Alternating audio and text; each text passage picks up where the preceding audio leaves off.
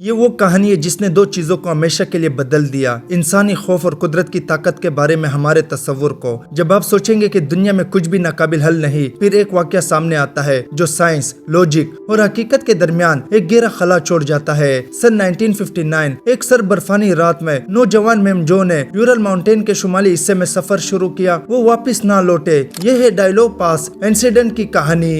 1950 کی دہائی کے دوران سوویت یونین میں نوجوانوں میں ایک نئی میم جوئی کی لہر دوڑ چکی تھی۔ طالب علم، فوجی، فطرت کے عاشق، ہر کوئی پہاڑوں میں خطرات کا مقابلہ کرنا چاہتا تھا۔ یہ وہ دور تھا جب ہر چیلنج ایک اعزاز سمجھا جاتا تھا، اور سب سے زیادہ خطرناک ٹریک تھا یورل ماؤنٹینز۔ یورل کا شمالی حصہ اتنا سرد اور بے رحمانہ ہے کہ موسم صرف انسانوں کو نہیں بلکہ تجربے کار رہنماؤں کو بھی حیرت میں ڈال دے، اور اسی خطرے کو قبول کر کے نکلے تھے نوجوان، جن میں سے ہر ایک نے کوہ پیمائی، کیمپنگ اور سخت ماحول سے اسٹرگلنگ ہونے کی ٹریننگ حاصل کی تھی۔ لیکن فطرت، وقت اور بے یقینی نے ان پر ایسا کھیل کھیلا جو آج بھی سائنسدان، محقق اور عام آدمی سب کو گھبرا دیتا ہے۔ یہ گروپ کوئی عام مسافروں کا ہجوم نہیں تھا، ہر فرد الگ تھا، ہر ایک کے اندر ایک خاص مقصد تھا۔ یہ لوگ اپنی یونیورسٹی کے دوست تھے، ایک مقصد کے ساتھ نکلے تھے، محض ایک چیلنج قبول کرنے، لیکن وہ اپنے ہاتھوں میں خوف کی حقیقت کو لینے کے لیے تیار نہیں تھے۔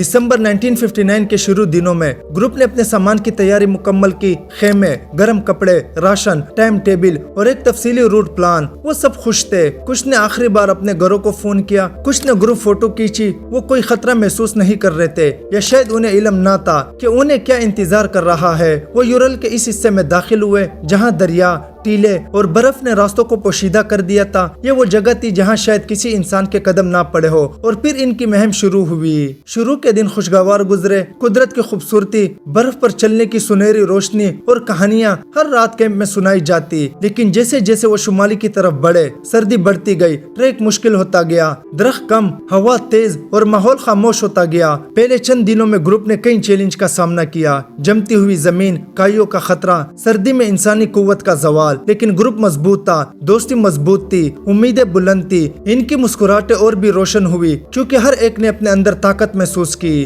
دسمبر کے اس رات نے سب کچھ بدل دیا۔ رات ایک شاید برفانی طوفان میں بدل گئی، ہوا تیز، برف ریزہ ریزہ اور ہر طرف اندھیرا، ایک نہ ختم ہونے والا کوہستانی سایہ لگ رہا تھا۔ گروپ نے فیصلہ کیا کہ وہ اسی مقام پر خیمہ لگائیں گے۔ یہ وہ جگہ تھی جہاں سے آگے جانے کا راستہ زیادہ چیلنج تھا۔ خیمہ لگایا گیا، راشن ترتیب دیا گیا، اگرچہ سردی بڑھ رہی تھی مگر پھر بھی ہر کوئی امید میں تھا۔ لیکن پھر کچھ ہوا، ایسی طاقت جسے کوئی نہیں سمجھا، اور صبح ہوئی۔ خیمہ جیسے ہونا چاہیے تھا ویسا نہیں تھا۔ جب ریسکیو ٹیم وہاں پہنچی، جو منظر سامنے آیا وہ کسی فلمی سین سے کم نہ تھا۔ خیمہ اندر سے کٹا ہوا تھا، کئی رینجر نے اسے دیکھا تو ان کے دل دھڑک اٹھے۔ یہ وہ خیمہ تھا جس میں گروپ نے رات گزاری تھی، لیکن اس خیمے کے اندر سے باہر نکلنے کا راستہ صرف اندر سے کاٹا گیا تھا۔ یہ کیسا ہوا؟ کیا گروپ نے اپنے خیمے کو خود اندر سے کاٹا کیونکہ وہ کسی خوفناک چیز سے بھاگ رہے تھے، یا خیمے کے باہر کچھ ایسا تھا جو اندر موجود ہر فرد کے لیے مزید خطرناک تھا؟ اور اس سے بھی زیادہ عجیب بات، ریسکیو ٹیم نے دیکھا کہ کئی قدموں کے نشانات خیمے کے باہر تھے، لیکن سب کے قدم ایک منفرد سمت میں نہیں تھے۔ کچھ نشان شمال کی طرف، کچھ جنوب کی طرف، کچھ سیدھے سخت ٹیلوں کی طرف، لیکن سبھی برف کی سطح پر ایسے تھے جیسے لوگ خوفزدہ ہو کر بھاگ رہے تھے۔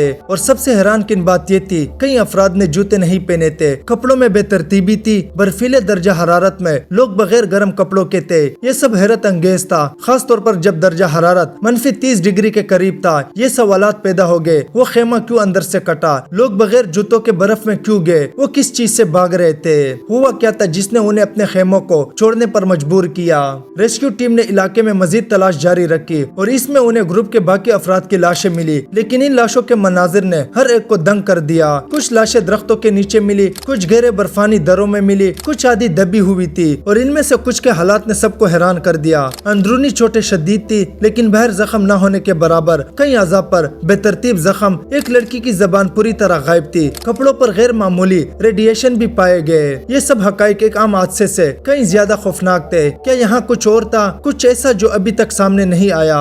جو لاشیں پوسٹ مارٹم کے لیے منتقل کی گئی، جو نتائج سامنے آئے وہ ہر توقع سے بڑھ کر تھے۔ شدید اندرونی چوٹیں، کچھ افراد کے اندرونی اعضاء بالکل چلنی تھے، جیسے کسی بہت شدید طاقت نے ان پر اثر डाला हो, मगर बहर जख्म इतने सख्त नहीं थे। ये तजाद हर मुहक्किक को हैरान कर गया, क्योंकि आमतौर पर अंदरूनी चोट बहर के जख्मों से मिलकर बनती है। एक लड़की की जबान गायब, ये मंजर हर किसी को खौफजदा करने वाला था। रेडिएशन का असर, कुछ कपड़ों पर गैर मामूली रेडिएशन भी पाए गए। ये वो जंजीर थी जो साइंसदानों को मजीद सवालात में ले गई। ये सब चीजें एक सीधे साधे हादसे का हिस्सा नहीं लगती थी। अब जब हम हकीकत के बुनियाद पर हकाइक देख चुके हैं, आए कुछ नजरियात पर नजर डालते हैं। कुदरती असरात, कुछ माहिरीन का कहना है कि बर्फानी पहाड़ों में हवा का खास तरीका ऐसा पैदा करता है जो इंसानी दिमाग को परेशान और खौफजदा कर देता है। ऐसे हालात में लोग बेतरतीब हरकत करते हैं, लेकिन क्या इतना शदीद खौफ पैदा कर सकता है कि लोग खेमा अंदर से काट दे।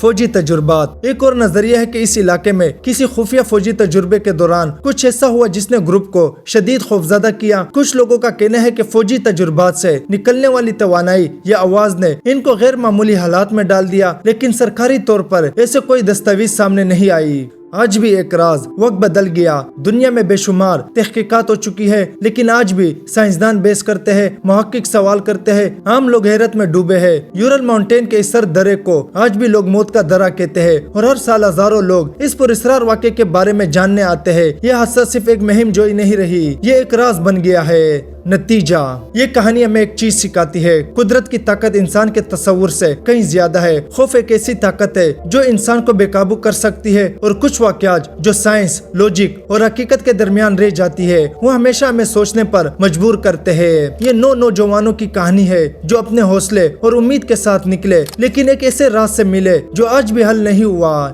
ये वीडियो अच्छी लगी तो लाइक करें एंड सब्सक्राइब करें। Thank you.